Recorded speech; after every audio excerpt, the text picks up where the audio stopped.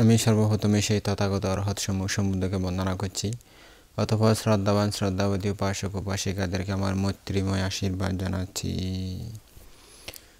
শ্রদ্ধাবান উপাসক উপাসিকাগণ, আপনারা শুনতেছেন বুদ্ধের প্রধান সেবক আনন্দবান্তের জীবন কাহিনী।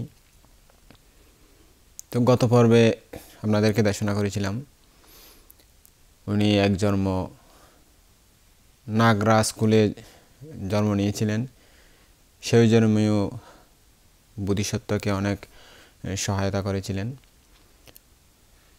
তারপর আরেকটি জন্মের কাহিনী শুনুন। সে পুণ্যশ্লোক সুমন সুকর্মের প্রভাবে ভবান্তরের কোনো এক জন্মে বারাণসীর রাজা হয়েছিলেন। গৌতম বোধিসত্ত্ব ছিলেন তার প্রধান অমাত্য অর্থ ধর্ম অনুশাসক। তিনি ছিলেন জ্ঞানে, কর্মদক্ষতায় ও বিচক্ষণতায় অপর অমাত্যগণ হতে শ্রেষ্ঠতম। তার কীর্তিকলাপ কিন্তু অমাত্যদের অসহ্য হল। তাদের অন্তরে ঈর্ষানল জ্বলে উঠল। তাকে যেহেতু রাজা বেশি পছন্দ করে, তাকে বেশি গুরুত্ব দেয়, সে হিংসায়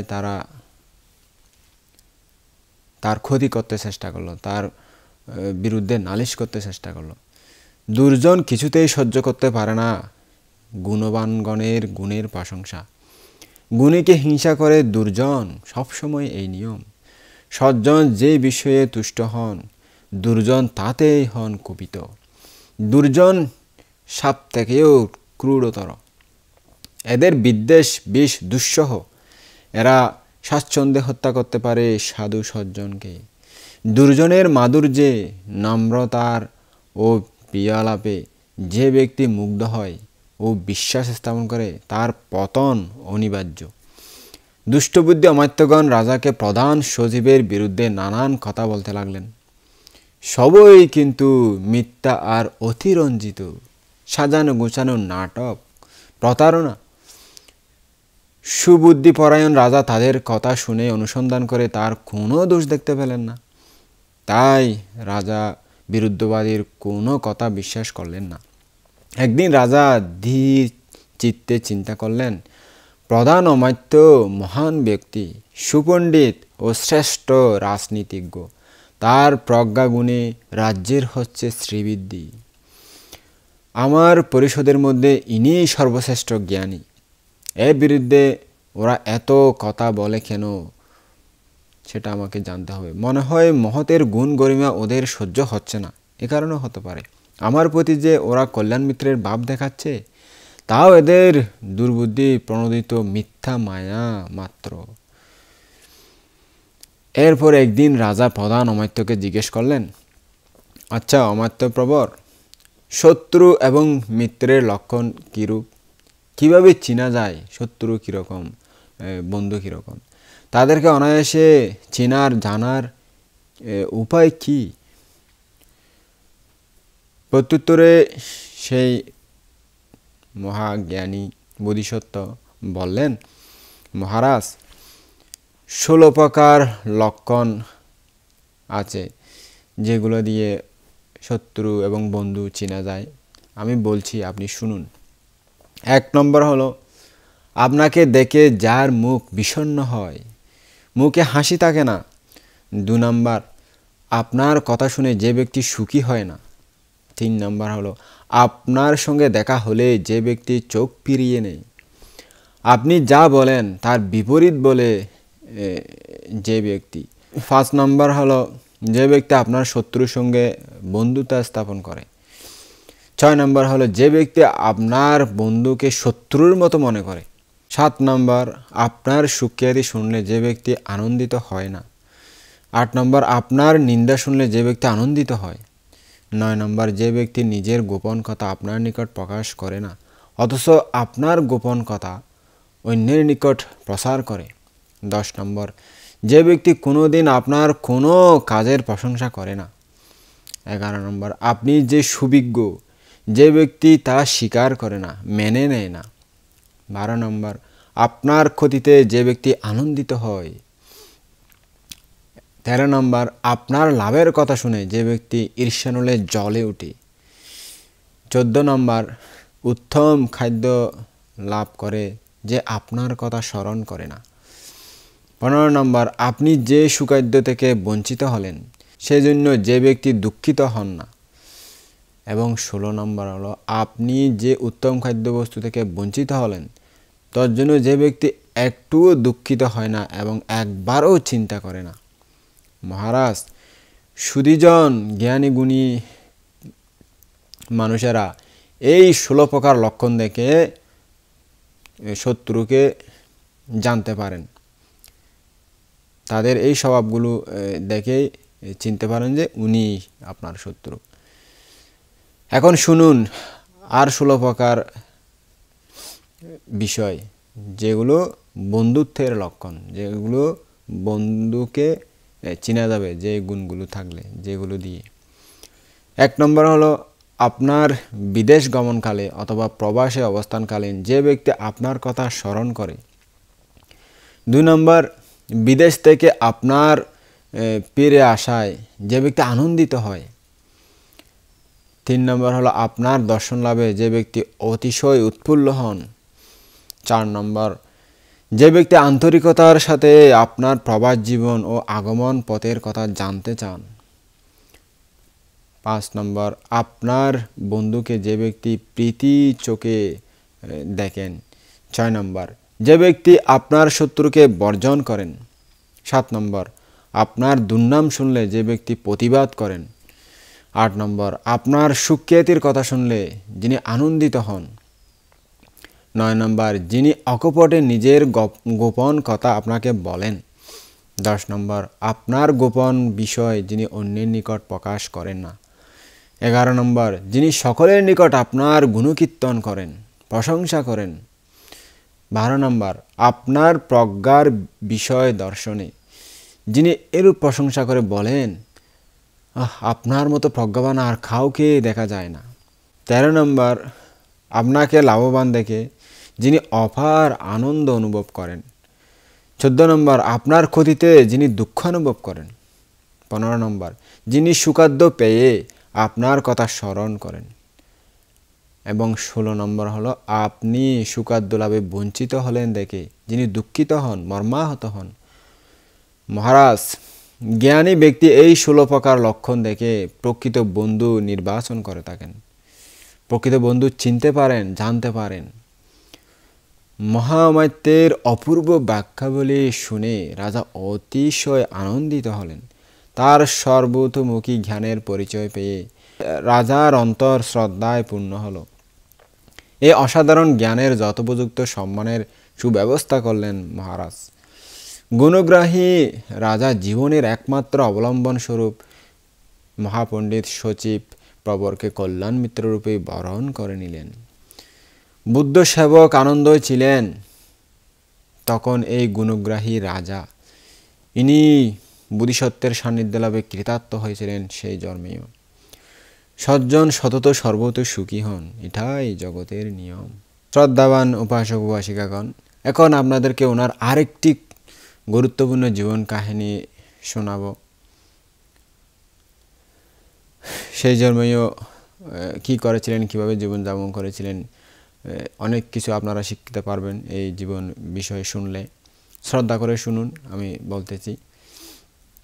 সেই আমাদের পূর্ব পরিচিত আনন্দবান্তে সুমন বহু জন্ম অতীতের পর কোনো এক জন্মে হয়েছিলেন বারাণসীর রাজা ব্রহ্মদত্ত।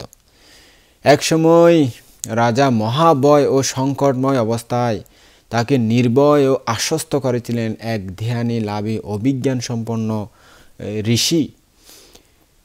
তিনি এক জটিল রহস্যময় নিগূঢ় তথ্যের মর্ম উদ্ঘাটন করে ব্রহ্মদত্তের ত্রাসিত, বিচলিত ও সন্তাপিত অন্তরে বর্ষণ করেছিলেন শান্তিময় পীযূষ দ্বারা। একসময় রাজা ব্রহ্মদত্ত গভীর রাতে 16 প্রকার অদ্ভুত অদ্ভুত স্বপ্ন দেখেছিলেন। বড় আশ্চর্য রহস্যময় স্বপ্ন এগুলো, অঘটন সংঘটন, বিস্ময়কর ব্যাপার। এতে অত্যধিক ভীত হয়ে পড়লেন রাজা মহোদয়। দুশ্চিন্তাগ্রস্ত হয়ে অবশিষ্ট রাত আর ঘুমাতে পারলেন না। সারা রাত আর তার কোনো ঘুম আসলো না। তিনি চিন্তা করলেন, কুল পুরোহিত মহোদয় আসলে তাকে জিজ্ঞেস করবেন এই স্বপ্নগুলোর রহস্য কি হতে পারে। এরকম অদ্ভুত স্বপ্ন তো আমি আর কোনোদিন দেখিনি। খুব ভয় ভয় লাগতেছে আমার আজকে। যথাসময়ে রাজদর্শনে এলেন পুরোহিত ব্রাহ্মণ মহোদয়। রাজা তাকে আদ্যপান্ত বললেন স্বপ্নের সমস্ত বৃত্তান্ত এবং এর ফলাফল কি হবে তা জিজ্ঞেস করলেন। ব্রাহ্মণ চিন্তাযুক্ত হয়ে বললেন, মহারাজ, এটা অতি জটিল তত্ত্ব। এর সমাধান করতে হলে শাস্ত্র বিশারদ বহু পণ্ডিত ব্রাহ্মণ সম্মিলিত হয়ে বিচার বিবেচনা করতে হবে। রাজা উদ্বিগ্ন কণ্ঠে বললেন, তাই করুন, আজই এর সুব্যবস্থা করুন। সেদিনই সমবেত করা হলো রাজবাড়িতে শাস্ত্র বিশারদ পণ্ডিতাগ্রগণ্য বহু ব্রাহ্মণ। নানান রূপ শাস্ত্র বচন আওড়াতে লাগলেন এবং চিন্তা করতে লাগলেন কি হবে তার এই স্বপ্নগুলোর। নিষ্কামী দিব্য জ্ঞানের যা বিষয়বস্তু, ভোগ বিলাসী সাধারণ ব্রাহ্মণগণ তা কি করে বুঝবেন? তবু যে কোনো একটা কিছু বলতেই তো হবে রাজাকে, না হলে বিপদ অনিবার্য। বোকা আমরা, অজ্ঞ মূর্খ, কিছুই জানি না সেরকম মনে করবে। পরিশেষে ব্রাহ্মণগণ একমত হয়ে এক বাক্যেই প্রকাশ করলেন, মহারাজ, বড় অশুভ স্বপ্ন, অতি ভয়াবহ অনর্থকর দুঃস্বপ্ন। হয় রাজ্যনাশ, অর্থনাশ, আর নয় প্রাণনাশ। এই তিন প্রকার অনর্থের মধ্যে নিশ্চয় যে কোনো একটা সংগঠিত হবে আপনার রাজ্যে। ব্রাহ্মণদের কথা শুনে রাজা এর চেয়ে আরও বেশি ভয়ে পেয়ে গেলেন। তার প্রাণ কেঁপে উঠল। জিজ্ঞাসা করলেন, এই মহাবিপদ থেকে উদ্ধারের উপায় কি? কীভাবে এই বিপদ থেকে আমি উদ্ধার হতে পারি? এই তিন প্রকার অন্তরায় থেকে আমি কিভাবে বাঁচতে পারি? ব্রাহ্মণগণ খুব জ্ঞানী ব্যক্তির ভান দেখিয়ে বললেন, উপায় আছে মহারাজ, বহু ব্যয় সাপেক্ষ, কিন্তু মহাযজ্ঞের অনুষ্ঠান করতে হবে। পশু পাখি, সোনা রূপা, ঘি, চাল ডাল, বিভিন্ন উপকরণ লাগবে। তাহলেই হয়তো এর বিপদ থেকে উদ্ধার হতে পারে, একটা উপায় বের করতে পারবো আমরা। রাজার প্রাণের চেয়ে ওসব কি আর বেশি?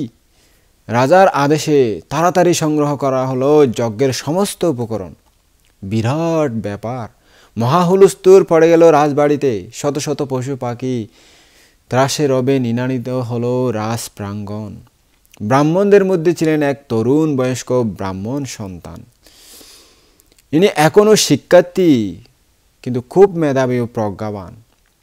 তিনি আচার্যকে জিজ্ঞেস করলেন, গুরুদেব, আপনি আমাকে বেদ মন্ত্রে শিক্ষা দিয়েছেন, একের প্রাণ সংহার করে অপরের যে মঙ্গল হয়, একথা তো কোনোদিন শিখাননি আমাকে। আমিও তো তা আমাদের এই বেদশাস্ত্রে কোনোদিন দেখিনি। তবে এ কী করছেন আপনারা? এতগুলো প্রাণীর আপনারা হত্যা করে ফেলবেন এই একটা মিথ্যা চালনা করে? আচার্য রুক্ষ স্বরে বললেন, আরে বাছা, ওসব কথা বলো কেন এখানে? তোমার সে কথা এখন রেখে দাও। আমাদের ধনেরই প্রয়োজন, এই উপায়েই তো ধন লাভ হবে। তুমি তো রাজার ধন রক্ষার জন্য বড় ব্যস্ত হয়ে পড়েছো দেখছি। আচার্যের দুর্নীতিমূলক উক্তি শ্রবণে শিষ্য যৎপরণাস্তি দুঃখিত মর্মাহত হলেন। শিষ্য ক্ষুদ্র স্বরে বললেন, আচার্য, তাহলে আপনাদের অভিরুচি অনুরূপই কাজ করুন। আমি কিন্তু এই অনর্থক কাজে থাকবো না। আমি এখানে আপনাদের সাথে সহযোগিতা করতে পারবো না। তখন ওই ব্রাহ্মণ যুবক সেই স্থান ত্যাগ করে চলে গেলেন। যাওয়ার সময় রাজ উদ্যানে প্রবেশ করলেন। উদ্দেশ্য হলো উদ্যানের দৃশ্যাবলী দর্শন করে মনের দুঃখ বিদরিত হয়ে যদি একটু শান্তি পাওয়া যায়, সেই আশায় আর কি। তখন আসেন এক জ্যোতির্ময় তাপস। তার নেত্র ধ্যান নিমিলিত, জটা বিলম্বিত, প্রসন্ন বদন। তাকে দেখে চমৎকৃত হলেন ব্রাহ্মণ যুবক। বিমুগ্ধ সশ্রদ্ধ অন্তরে বন্দনা করলেন তিনি তাপসের পুণ্যরেখা শোভিত পদারবিন্দে। উভয়ে পরিচয় হলো সংক্ষিপ্ত সন্তোষজনক আলাপের মাধ্যমে।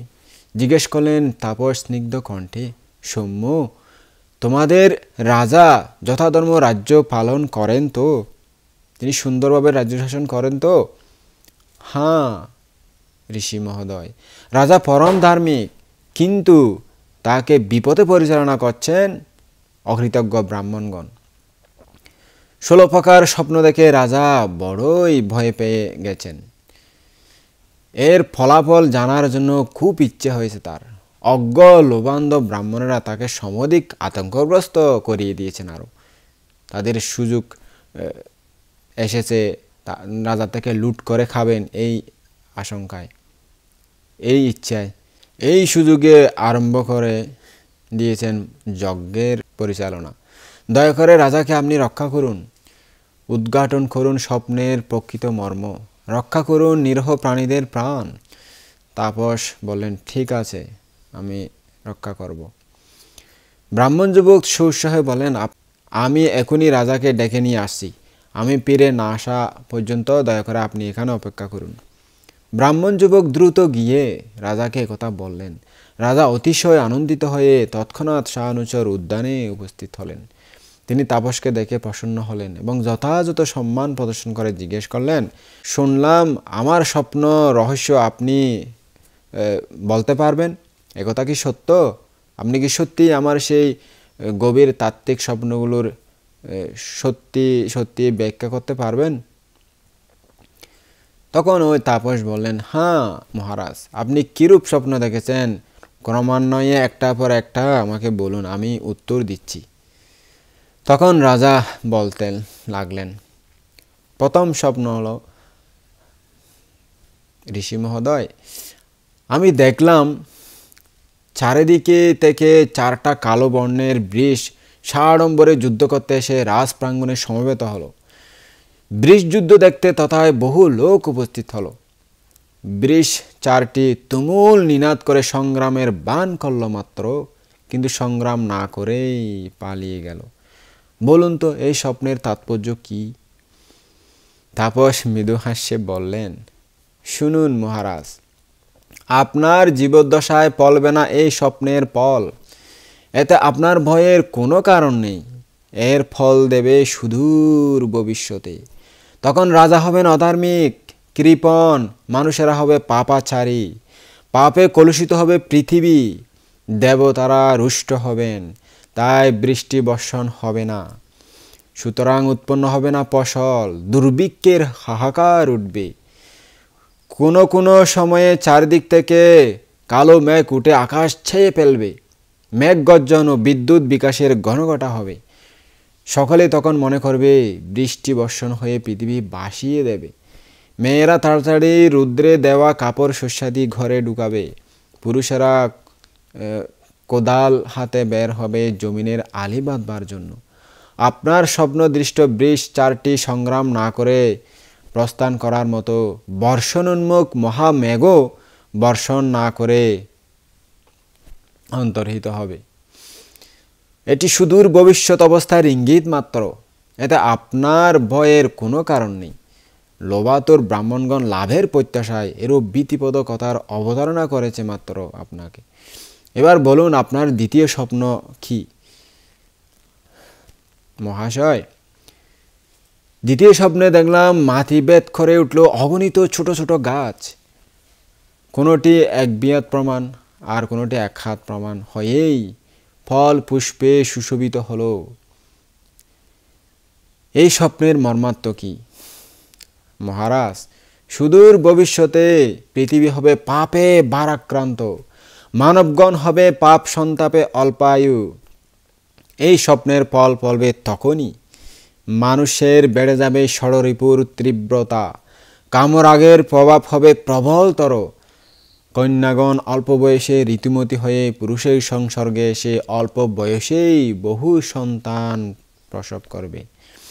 স্বপ্নে দৃষ্ট পুষ্পিত ছোট গাছ অল্প বয়স্কা কন্যাগণ পুষ্পবতী হওয়ার পূর্বাভাস।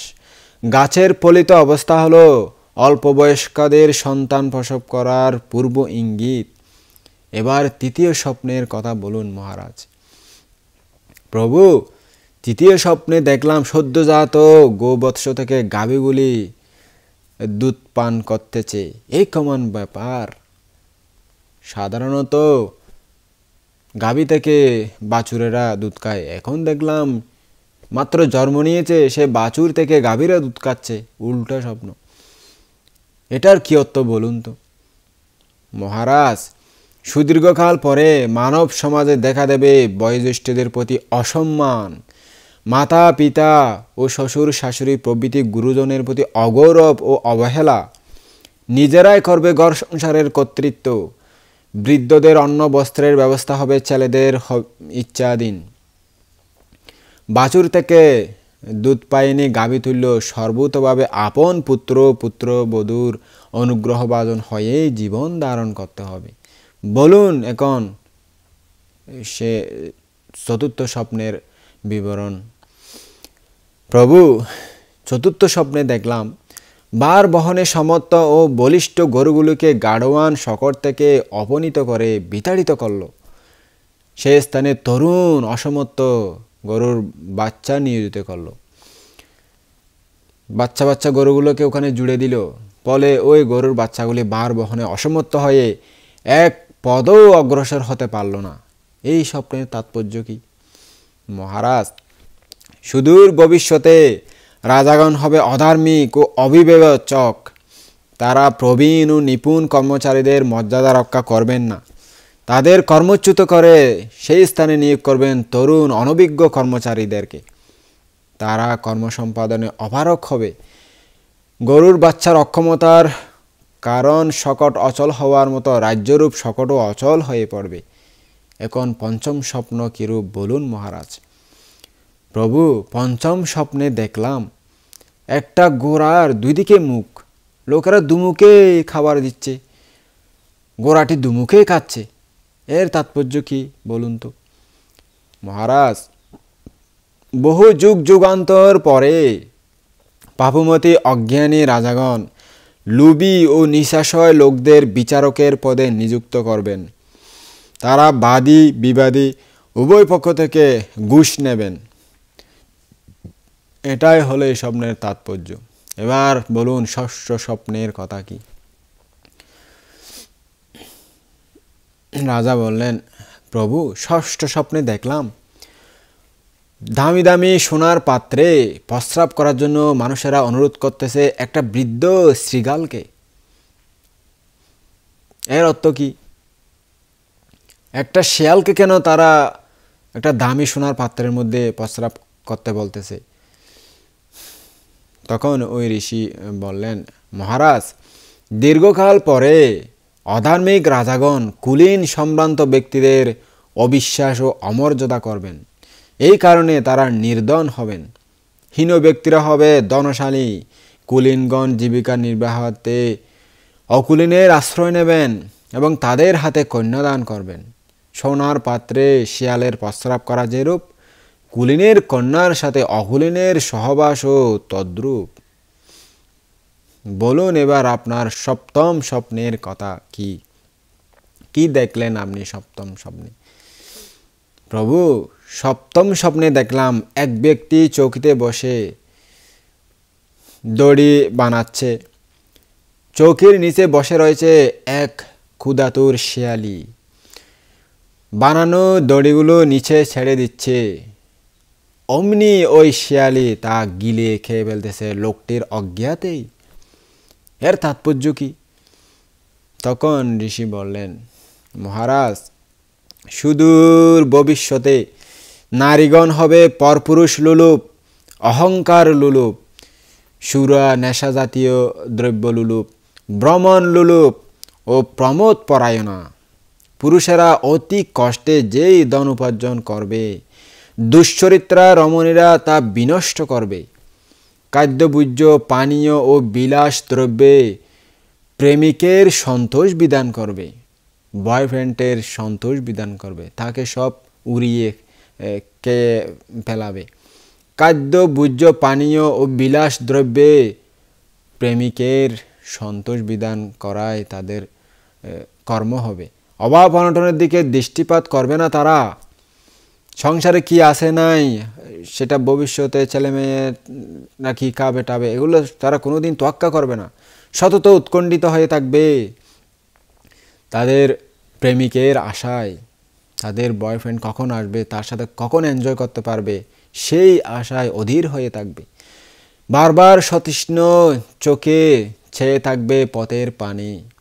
আকুল অন্তরে দেখবে ঘরের অথবা প্রাচীরের ছিদ্র দিয়ে জানালার পথে যে বীজ আগামীকাল রোপণ করা হবে উহা পর্যন্ত রেঁধে তার প্রাণের মানুষ প্রেমিককে খেতে দেবে। অজ্ঞাতে শিয়ালির দড়ি খেয়ে ফেলা যেরকম অসচ্চরিত্রা স্ত্রীলোক স্বামীর অগোচরে সমস্ত ধন বিনষ্ট করবে, এটাও সেরকম। মহারাজ, এবার বলুন আপনার অষ্টম স্বপ্নের বিবরণ। প্রভু, অষ্টম স্বপ্নে দেখলাম রাজদ্বারে বিশাল একটি জলপূর্ণ কলসির চারিদিকে রয়েছে শূন্য কলসি। জাতি বর্ণ নির্বিশেষে সকলেই ঘটে ঘটে পানি এনে ঢালছে সেই পূর্ণ কলসিতে। কলসি প্লাবিত হয়ে স্রোতাকারে চলে যাচ্ছে, তবুও ঢালছে ওইটাতেই। শূন্য কলসিগুলোর প্রতি কারো দৃষ্টিপাত নেই। এর মর্মার্থ কি? মহারাজ, পৃথিবীর ধ্বংসকাল আসন্ন হলে রাজাগণ হবেন দরিদ্র ও কৃপণ। দরিদ্র রাজা প্রজাগণকে আপন কৃষিকাজে নিয়োজিত করবে। উৎপন্ন ফসলে কেবল পূর্ণ করবে রাজভাণ্ডার, পূর্ণ কলসে জল ঢালার মতো। এটা এরকম শূন্য কলসির মতো প্রজাদের হবে শূন্য ভাণ্ডার। তৎপ্রতি দিকপাত করারও কেউ প্রয়োজন মনে করবে না, সেই সময়ও তাদের নেই। এবার বলুন মহারাজ, নবম স্বপ্নের কথা কীরকম? প্রভু, নবম স্বপ্নে দেখলাম 5 রকম পদ্ম শোভিত এক গভীর হ্রদ, এর চারধারে স্নানঘাট। দ্বিপদী চতুষ্পদী প্রাণী সকল এসে পানি পানের উদ্দেশ্যে চারিদিক থেকে ঘাট দিয়ে ওই হ্রদের মধ্যে নামতেছে। আশ্চর্যের বিষয়, প্রাণীদের অবতরণ স্থানের জল পরিষ্কার পরিচ্ছন্ন উজ্জ্বল, অথচ এই হ্রদের মাঝখানে ঘোলাটে জল, অপরিষ্কার। এরকম কেন আমি বুঝতে পারছি না, দয়া করে আমাকে বলুন। মহারাজ, সুদূর ভবিষ্যতে রাজাগণ হবেন অধার্মিক ও স্বেচ্ছাচারী, উপেক্ষা করবেন রাজনীতি, ঘুষ ও অবিচারে প্রজাগণ অতিষ্ঠ হয়ে উঠবে। রাজার দয়া শান্তি ও প্রীতি হতে বঞ্চিত হবে প্রজাগণ। নির্মমভাবে নিপীড়ন করে প্রজাদের থেকে কর আদায় করবেন। প্রজাগণ করদানে অসমর্থ হয়ে রাজার ভয়ে গ্রাম নগর ছেড়ে প্রত্যন্ত প্রদেশের আশ্রয় নেবেন, পাহাড়ে জঙ্গলে বাস করবেন। লেগের মধ্যস্থল যেমন ঘোলাটে, রাজ্যের মধ্যপ্রদেশও হবে তখন জনশূন্য। পাড়ের সন্নিকটে পরিষ্কার পরিচ্ছন্ন পানি যেমন, প্রত্যন্ত প্রদেশ জনাকীর্ণ ও সমৃদ্ধ হবার এটাই পূর্বাভাস। বলুন এবার মহারাজ, আপনার দশম স্বপ্ন কীরকম? প্রভু, দশম স্বপ্নে দেখলাম একটা পাত্রে চাউল পাক করা হচ্ছে, ভাত রান্না করা হচ্ছে, কিন্তু চাউলগুলি 3 প্রকার অবস্থা হয়ে গেল। কিছু চাল সুপক্ক হলো, ভাত হলো সুন্দর করে, কিছু চাল গলে গেল, আর কিছু রয়ে গেল চাল, কিছু হয়নি। এর মর্মার্থ কি? একটা পাত্রের মধ্যে 3 রকম অবস্থা কেন হবে? সবগুলো একই রকম হবে।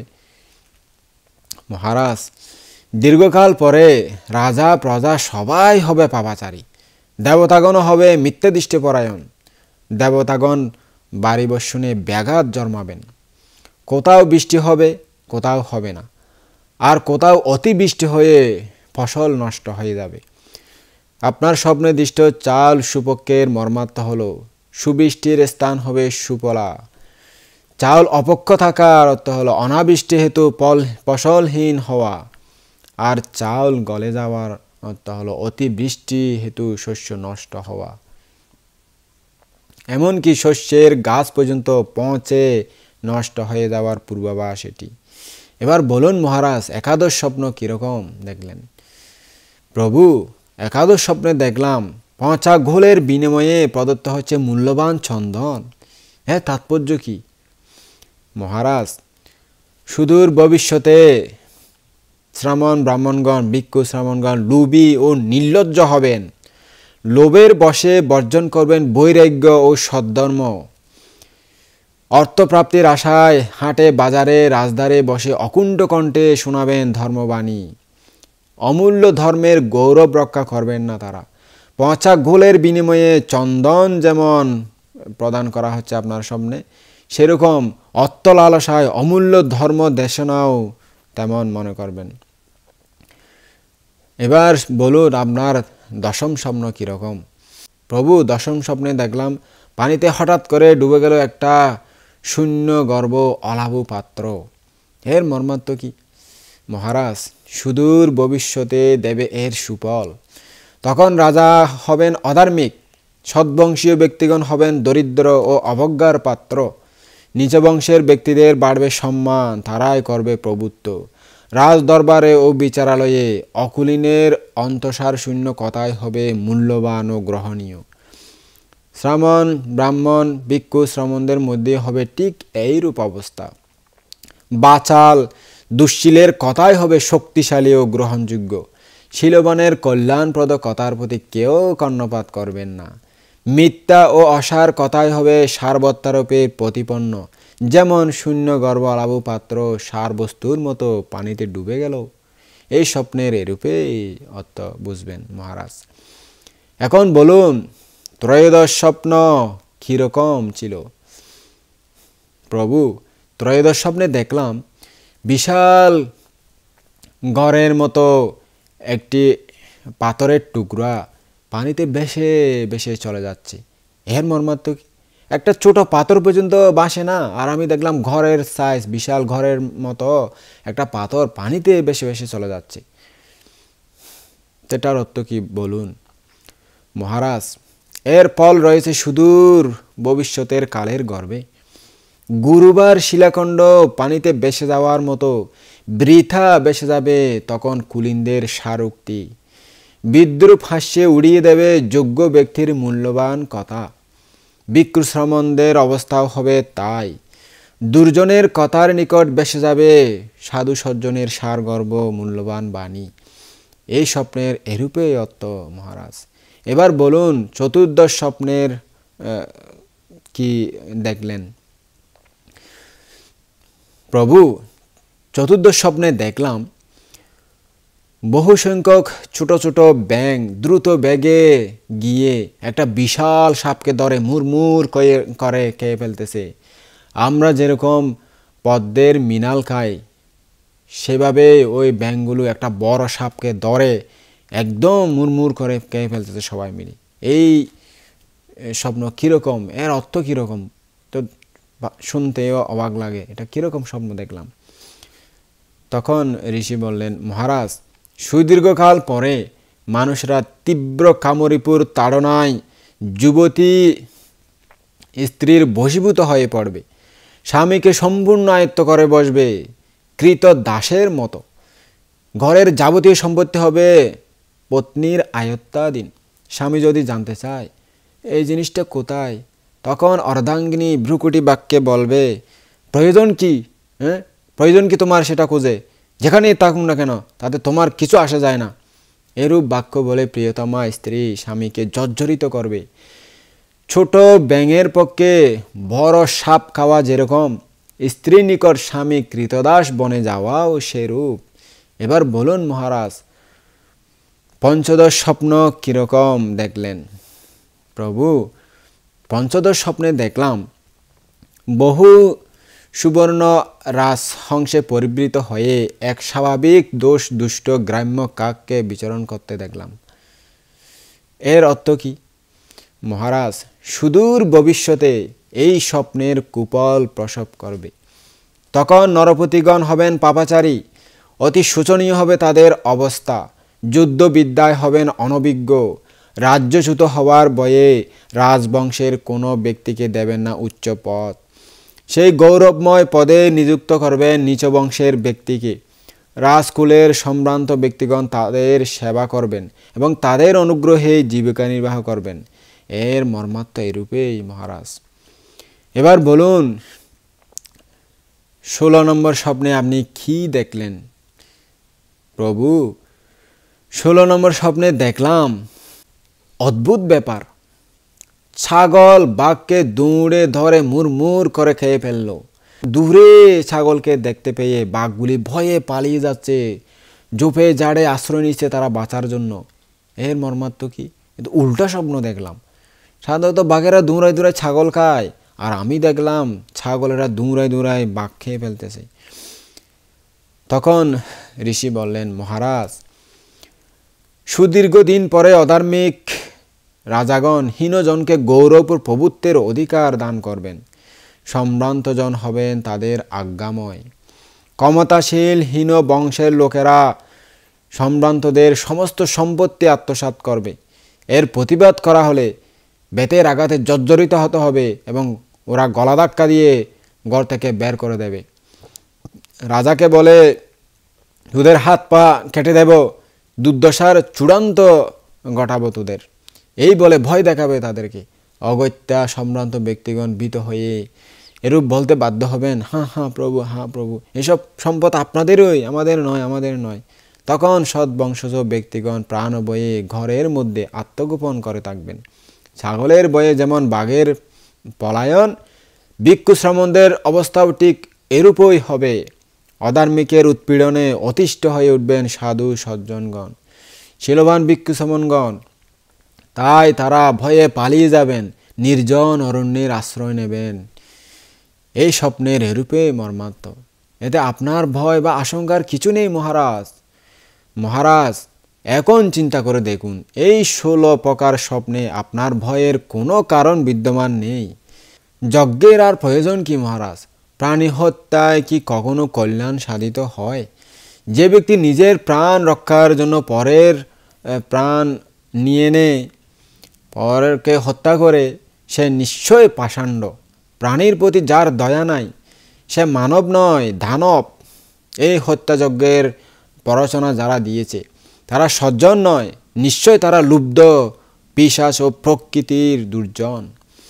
সূর্য সমগ্র সৌরজগৎকে আলোকিত করে, কিন্তু অন্ধকার অখিল বিশ্বকে তমসাচ্ছন্ন করে ফেলে।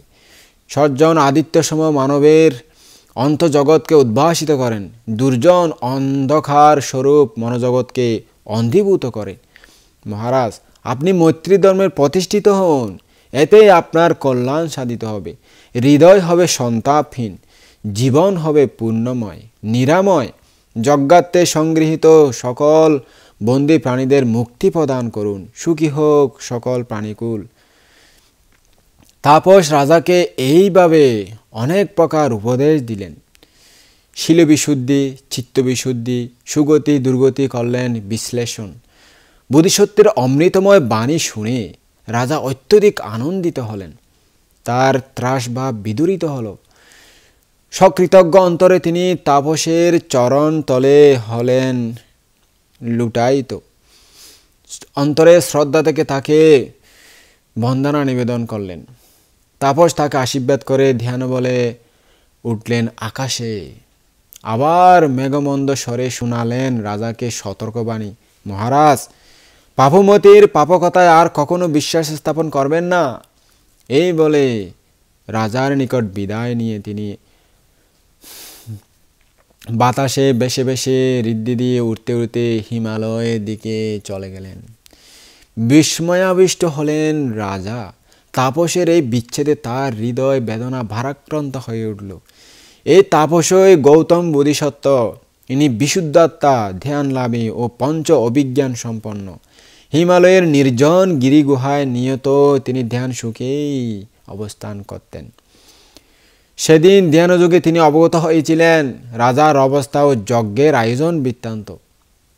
যজ্ঞ উপলক্ষে বন্ধন দশা প্রাপ্ত প্রাণীদের প্রতি করুণা উৎপন্ন হয়েছিল তার অন্তরে।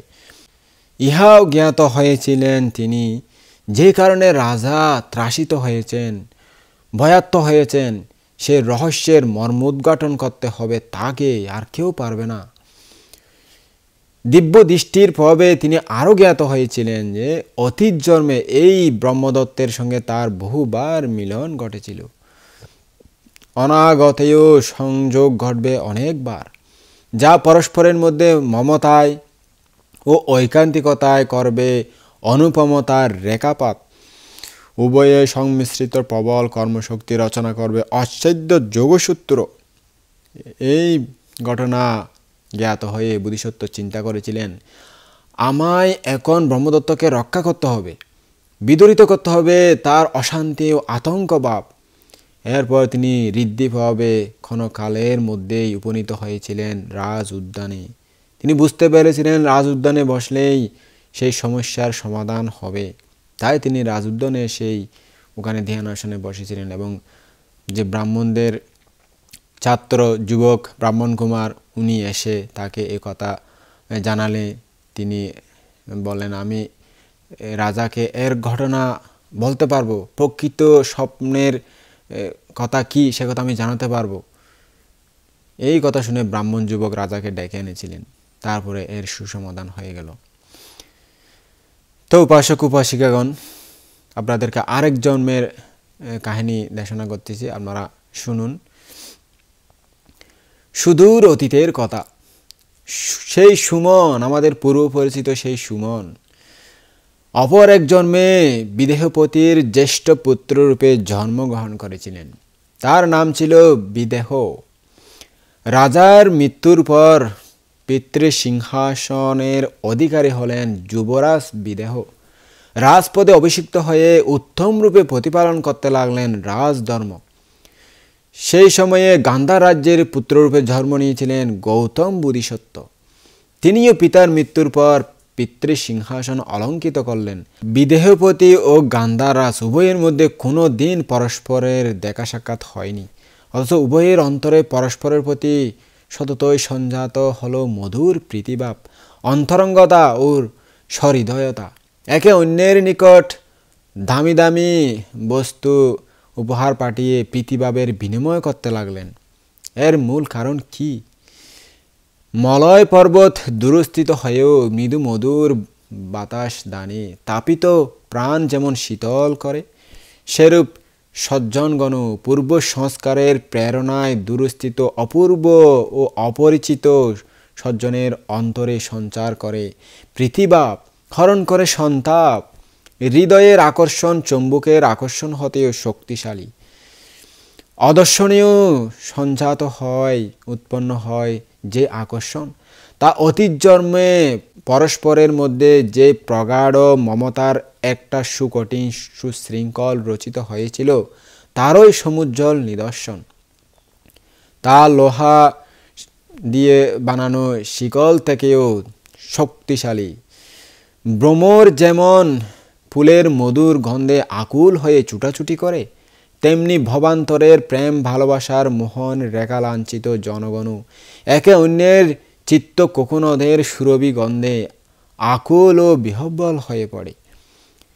এক পূর্ণিমা রজনী বোধিসত্ত্ব গান্ধারাজ অষ্টাঙ্গ উপোষশীলে অধিষ্ঠিত হয়ে দুইতলার প্রাসাদের উপর বসে অমাত্যগণকে পরিবেশন করছেন নীতিমূলক উপদেশ।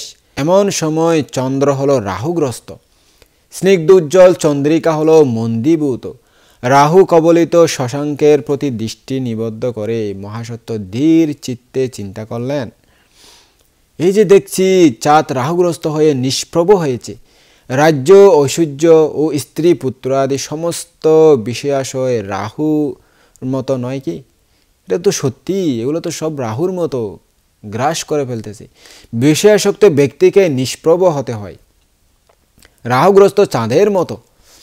যাতে আমাকে হীন প্রবাহ হতে না হয় সেই উপায় অবলম্বন করতে হবে আমাকে। তৃষ্ণায় দুঃখের জয়ন্ত্রী, একমাত্র বিরাগই দুঃখ নিবৃত্তির উপায়। এরই আশ্রয় নিতে হবে আমাকে। শুধু অপরকে উপদেশ দিয়ে কি হবে?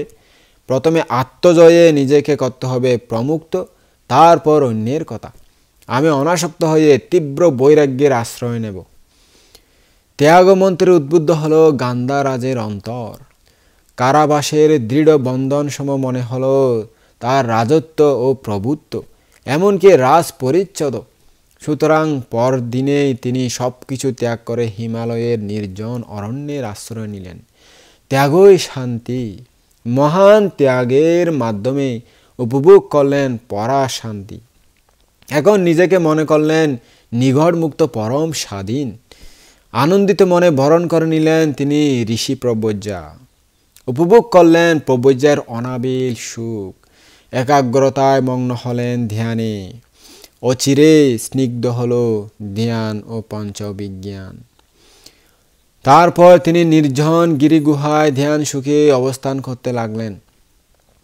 আসক্ত মানব মন যা চায়, অনুরাগীর যা একান্ত কাম্য, যা পরম সুখময় ও রসময় বলে বিবেচিত হয়, বিদেহপতি তথাবিদ সর্বসুখের অধিকারী হয়েও তার অন্তরের নিবৃত স্থানে উকিঝুঁকি মারতে লাগলো বিরাগের বিদ্যুৎ শিখা। একদিন শুনতে পেলেন তিনি তার পরম বন্ধু গান্ধাররাজ সব কিছু ত্যাগ করে প্রব্রজ্যার আশ্রয় নিয়েছেন। এই সংবাদ তার কানে যেন সুধাবর্ষণ করল। তার হৃদয় গুহায় নীলীন দীপ্ত বৈরাগ্যের বিকাশ প্রাপ্ত হল তীব্রতর, বিদ্যুৎ বিলাসীর মেঘমালামুক্ত তেজগর্ভ দিনমণির মতোই। তিনি চিন্তা করলেন, আমি কেন আর আসক্তির মোহবন্ধনে আবদ্ধ হয়ে থাকব? রাজত্ব, ঐশ্বর্য, স্ত্রী পুত্র সমস্ত বিষয়বস্তুই তো আদি ব্যাধির কারণ। নিরন্তর বর্ধিত হচ্ছে তৃষ্ণা, সন্তাপ। তৃষ্ণায় দুঃখের জননী। তৃষ্ণা কমাতে হলে প্রব্রজ্যায় প্রকৃষ্ট একমাত্র পন্থা। বন্ধুর পদাঙ্ক অনুসরণ করাই আমার একান্ত কর্তব্য। যথাসত্বর বিদেহপতি নৈষ্কর্ম্য ধর্মের আশ্রয় নিলেন। হিমালয়ের নির্জন স্থানে পর্ণকুটির নির্মাণ করে ঋষি প্রব্রজ্যা গ্রহণ করলেন এবং নিবিষ্ট চিত্তে সাধনায় মগ্ন হলেন। একসময় ঘটনাক্রমে দুই রাজায় দেখা হয়ে গেল। কেউ কাউকে চিনতে পারলেন না, যেহেতু তারা দেখা সাক্ষাৎ করেননি কোনোদিন। তবু একে অন্যের প্রতি আকৃষ্ট হয়ে পড়লেন। আকাশে বিদ্যুৎ বিকাশের মতো উভয়ের চিত্তপথে ফুটে উঠল অজেয় আকর্ষণের দীপ্তিময় মোহন রেখা। আলাপ হলো প্রীতিপদ। তখন থেকে প্রতিদিনই গান্ধার তাপসের সঙ্গে সাক্ষাৎ করতে যান বিদেহ তাপস। নীতিমূলক আলোচনার মাধ্যমে উভয়েই উপভোগ করেন মিলন আনন্দ। সেদিন ছিল পূর্ণিমা তিথি। সবেমাত্র সন্ধ্যা উত্তীর্ণ হয়েছে। রাজশ্রীদয় বৃক্ষমূলে বসে ধর্মালাপ করছেন। চন্দ্র উদ্ভাসিত অরণ্যের অপূর্ব শোভায় ঋষিদ্বয়ের বিরাগ প্রবণ অন্তরে জেগে উঠল পুলক উচ্ছ্বাস। এমন সময় রাহুগ্রস্ত হল চন্দ্র, শশী প্রভা হল বিমর্ষ। শশাঙ্কের প্রতি দৃষ্টি নিবদ্ধ করে বিদেহ তাপস মহাসত্যকে জিজ্ঞেস করলেন, আচার্য প্রবর, সুধাংশুকে গ্রাস করে প্রবাহীন করল কে?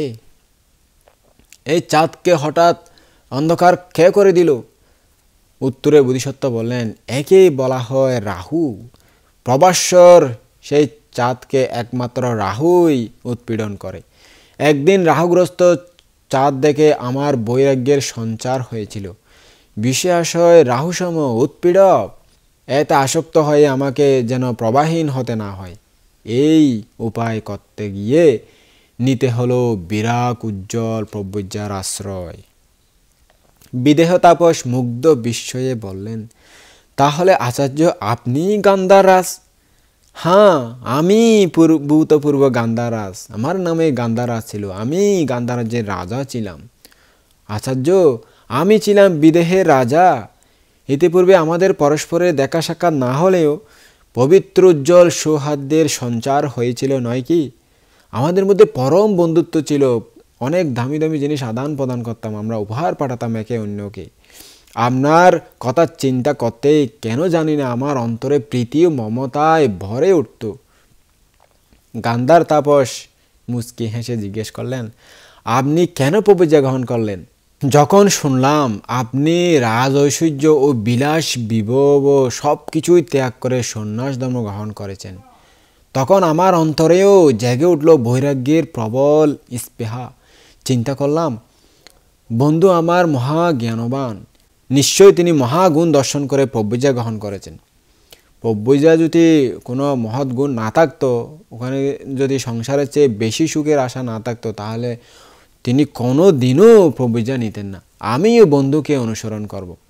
পুণ্যময় বোধিসত্ত্ব দিব্য দৃষ্টিতে দর্শন করলেন। অন্তিম জন্মে তিনি যখন বুদ্ধ হবেন, এই বিদেহ তাপস তখন বুদ্ধ সেবক আনন্দ নামে খ্যাত হবেন। অতীতেও বহু জন্মে তাদের মিলন ঘটেছে, ভবিষ্যৎকালেও মিলন ঘটবে বহুবার। বন্ধন রয়েছে অচ্ছেদ্য যোগসূত্রে। বিদেহ তাপস বোধিসত্ত্বকে আশ্চর্য জ্ঞানে ভক্তি করতেন, শ্রদ্ধা করতেন, সযত্নে করতেন তার সেবা পরিচর্যা এবং ফল মূল ও পানীয় দানে করতেন গুরু পূজা। গান্ধার তাপস এই বিনীত শিষ্যকে নিত্য পরিবেশন করতেন অমূল্য ধর্ম উপদেশ। আচার্যের গভীর জ্ঞানের পরিচয় পেয়ে বিস্ময়াবিষ্ট হতেন বিদেহ তাপস। সজ্জনদ্বয় চিত্ত সমতায় যেন এক বৃন্তে দুটি ফুল। অরণ্য বিহারীদের কোনো কোনো সময় লবণ ও অম্লের সেবনের প্রয়োজন হয়। দীর্ঘদিন সেই অভাব ভোগ করলে পাণ্ডুরোগ হবার সম্ভাবনা দেখা যায়। সেই কারণে একসময় তাপসদ্বয় কোনো এক গ্রামে উপনীত হয়ে ভিক্ষায় রত হলেন। তাদের সুসংযত ভাব ও তেজোদ্দীপ্ত সৌম্য মূর্তি দর্শনে জনসাধারণ চমৎকৃত হল। ভক্তি রসে হৃদয় হলো আপ্লুত তাদের একান্ত আগ্রহ হলো তাপস দুজনকে যেন তাদের সন্নিকটেই অবস্থান করানো হয়। শুদ্ধচারের সান্নিধ্য লাভে জীবন মন পবিত্র সার্থক করতে চায় তারা। গ্রামবাসীর সানুনয় অনুরোধ ঋষি দুজন উপেক্ষা করতে পারলেন না। তাদের অনুমতিক্রমে গ্রামের কিছু দূরে অরণ্য প্রদেশে লোকেরা আশ্রম নির্মাণ করে দিল। তারা সবাই শ্রদ্ধা করে টাকা পয়সা দলে চাঁদা দিয়ে কুটির বানিয়ে দিল। ওই তাপস দুজন সেখানে অবস্থান করতে লাগলেন। তখন থেকে জনসাধারণ অবগত আছে যে লবণ এবং অম্ল সেবনের উদ্দেশ্যে তাপসগণ লোকালয়ে এসে থাকেন। সুতরাং তাপস দুজনের ভিক্ষার সময় তারা আলাদাভাবে লবণ দান করতে লাগলেন। একদিন ভিক্ষায় অতিরিক্ত লবণ পেয়ে যেগুলো খেয়েছে, সেগুলো খাওয়ার পরেও যেগুলো বেঁচে গেছে, সেই লবণ বিদেহ তাপস ঘাসের আটিতে সযত্নে রেখে দিলেন। দৈবক্রমে একদিন মোটেই লবণ পাওয়া গেল না পিণ্ডসারণে গিয়ে। সেদিন বিদেহ তাপস পূর্ব রক্ষিত ওই যে আগে সুন্দরভাবে রেখে দিয়েছিল, বেশি যেদিন পেয়েছিল, সেই লবণগুলো নিয়ে গান্ধার তাপসকে খেতে দিলেন। তিনি সন্দিগ্ধ চিত্তে জিজ্ঞেস করলেন, লবণ কোথায় পেলে? লবণ তো আজকে আমরা পাইনি, আজ তো পিণ্ডসারণে গিয়েছিলাম, কোনো লবণ কেউ দেয়নি। প্রত্যুত্তরে বিদেহ তাপস বললেন, আগে একদিন বেশি পরিমাণে আমরা লবণ পেয়েছিলাম পিণ্ডসারণে, পরে প্রয়োজন হতে পারে এই মনে করে সে বেঁচে যাওয়া লবণ সযত্নে রেখে দিয়েছিলাম। বিরাগ প্রবণ ন্যায়নিষ্ঠ বুদ্ধিসত্ত্ব বিদেহ তাপসকে তিরস্কার করে বললেন, ছি, নির্বোধ বোকা!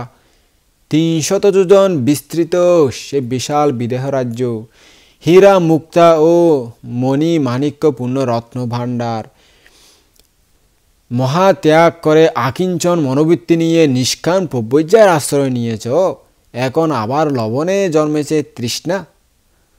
ছি ছি ছি ছি, কি স্বভাব! স্বাধীন চেতা বিদেহ তাপস বুদ্ধিসত্ত্বের বৎসনায় মর্মাহত হলেন, মনকষ্ট পেলেন উনি।